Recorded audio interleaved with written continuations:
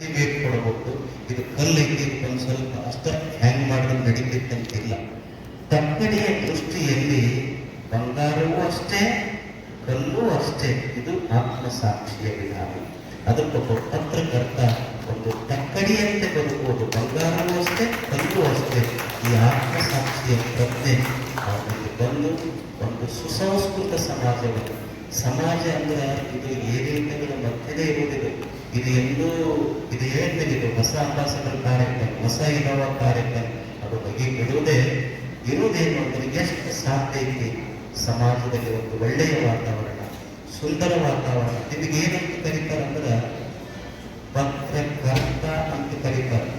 ನಿಮಗೆ ಆಶ್ಚರ್ಯ ಏನು ಅಂದ್ರೆ ಒಂದು ವಿಷಯ, ಕನ್ನಡದ ವ್ಯಾಕರಣ ನೋಡ್ತೀವಿ. ಕರ್ತ ಇದರ ಅರ್ಥ ಏನು ಅಂದ್ರೆ, ಕರ್ತ ಅಂತ ಯಾರಿಗೆ ಕರೆದಿಲ್ಲ, ದೇವರಿಗೆ ಕರೆದ ಕರ್ತ. ಮತ್ತೆ ಲೋಕದ ಮಹಾಮನೆ ಹಾರಾಗಿ ಹೋಗಬಾರದೆಂದು ಕರ್ತ ನಟ್ಟಿದನೆಯೇ ಒಬ್ಬ ಕರ್ತ. ಮತ್ತೆ ಲೋಕವೆಂಬುವುದೊಂದು ಕರ್ತಾರನ ಕಮ್ಮಟವಯ್ಯ. ಕರ್ತ ಅಂದ್ರ ದೇವರಿಗಂತ ಕರೀತಾರೆ, ದೇವರಿಗೆ ಕರ್ತ ಅಂತ ಕರೀತಾರೆ. ಅವನಿಗೆ ಯಾಕೆ ಕರ್ತ ಬೇರೆ ಕರ್ತೃ ಬೇರೆ, ಎರಡು ಶಬ್ದದ ನೋಡಿ. ಕರ್ತ ಬೇರೆ ಕರ್ತೃ ಬೇರೆ. ಕರ್ತೃ ಅಂದ್ರ ಎಲ್ಲವನ್ನು ಮಾಡಿದು, ನಾನಾ ಮಾಡಿದೆ ಅಂತ ಹೇಳ್ಕೊಳ್ಳವ ಕರ್ತೃ.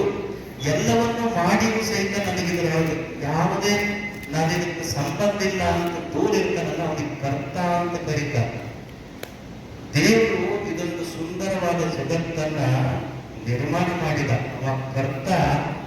ದೇವರು ನಿರ್ಮಾಣ ಮಾಡಿದ ಈ ಸಮಾಜವನ್ನ ಇದನ್ನ ಕೆಡ್ಲಾರ್ದಂತೆ ನೀವು ನೋಡಿಕೊಂಡ್ರಿ ಅಂದ್ರೆ ನೀವು ಪತ್ರಕರ್ತರಲ್ಲ, ಪ್ರತಿಕರ್ತ ಆಗ್ತೀರಿ. ಅದಕ್ಕೆ ಬರೇ ಪತ್ರಕರ್ತರಾಗಬಾರದು, ಪ್ರತಿಕರ್ತ ಆಗಬಹುದು.